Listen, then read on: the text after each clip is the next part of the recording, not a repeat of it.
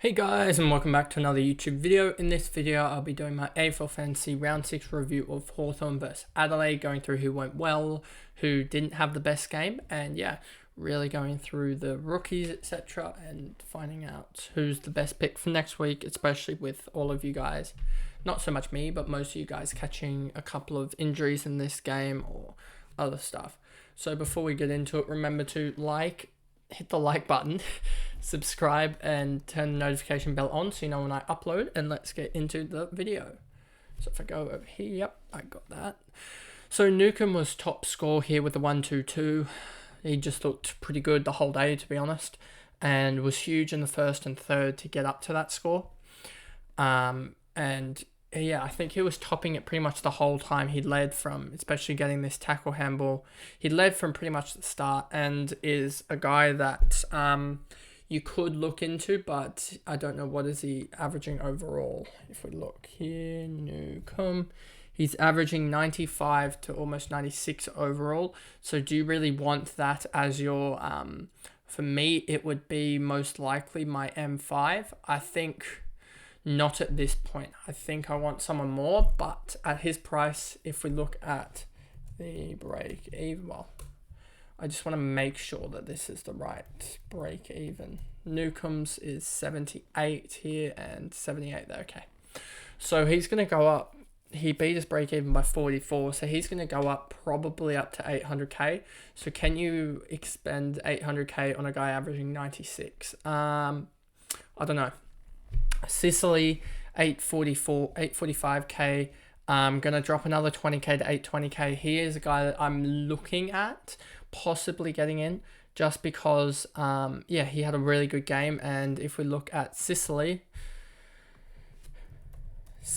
here averaging, what's that, 96.5? 98.5. And I should probably make this bigger as a matter of fact. There we go, much better. And yeah, just had this one bad matchup here, and the rest of them, when he goes big, he goes big. So I'm looking to get him in, possibly. I just need to be careful of the round 15 buy, is it? Nope, they're round 14. Okay, that's actually a good thing. So then you have Amond and Nash, who both went 90s, and guys that I think are just going to have their on weeks and off weeks, so I wouldn't go for them. Warple did exactly what I needed from him. I sort of expected something like this. I didn't expect a 115 again. I expected an 80 odd and got the 80 odd, and he goes up 42 break even. He beats it by, so he'll go up to 650. So hopefully he has a good break even this week. I believe he will, because if we look here, that one jumps out of it, so 96, so it would probably be 55, 60, so that's holdable for a week.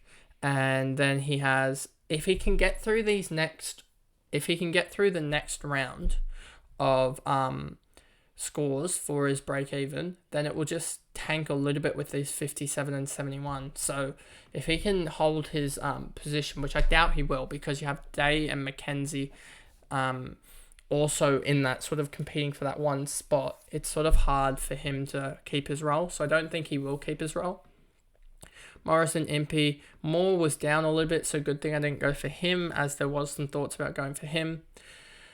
McDonald was all right. Hardwick, Reeves, Green was amazing again, so he's going to jump up again. A huge score from him, and I'm really disappointed that I dropped him out week 1. I should have dropped another guy, but I mean, he did score 20 week 1, so there was no, I guess with hindsight, I wouldn't have dropped him, but now, given what he's put up, it's kind of annoying.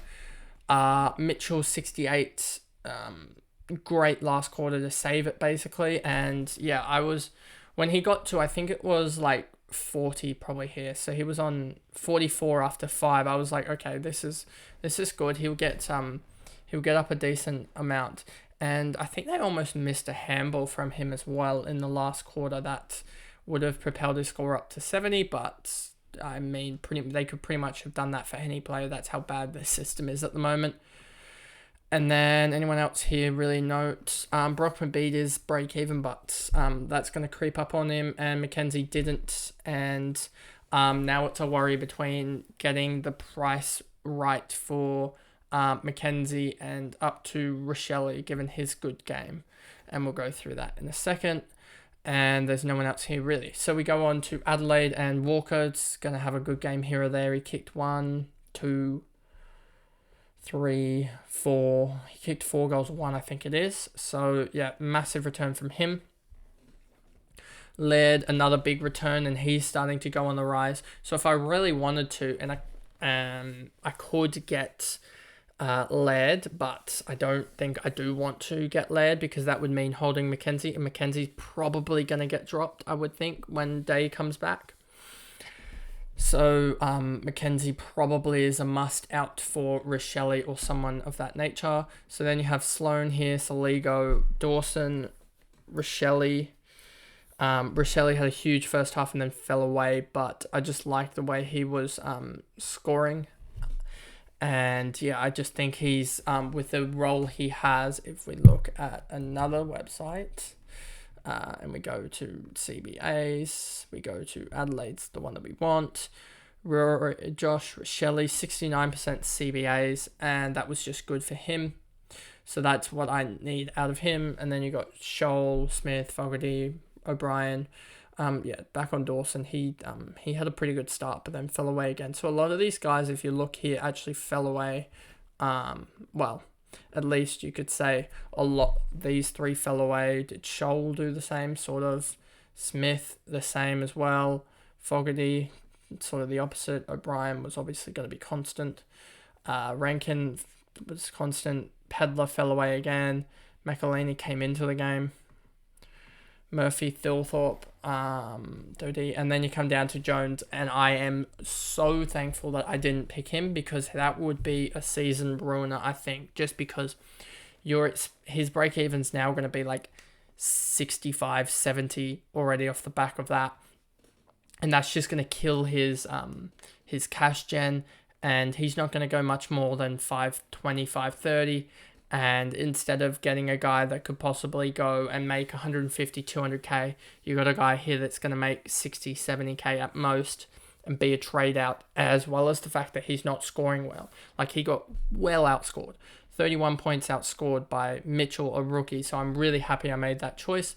It's a 31 point swing, plus Mitchell's going to make 50k, whereas Jones is going to make 20k. And so it's already a 30 point swing, 50k difference, as well as the fact that Mitchell's going to have a good break even next week. So that could turn into a singular trade of just a one-on-one trade, could turn into potentially about 120k difference in cash generation, and also allow me to upgrade another spot. So in essence, it's actually going to be 120k and about 100 points or so in the next 4 or 5 weeks between those two.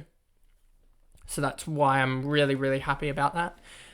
Miller is just so inconsistent, and then Keys dropping another stinker, so he's just not got a good role at all. He needs to get in the centre, honestly. If we look at Adelaide CBAs, Keys, 0 CBAs, just get him in the centre, please. His best role is there. So I don't know what they're doing there. I guess it's just because Dawson, Rochelle, and Laird are the main guys that go in the middle. Maybe if Roy Sloan goes down injured, you could get him in there, but I doubt that will happen anytime soon. And that's basically it for this recap. So if I go back, there we go. That's my recap of the Hawthorn versus Adelaide game, in which Adelaide squeaked home in the end by, 3 points? 2 points? 3 points in the end. And so yeah, I'll see you guys in another video. Thanks guys. Goodbye.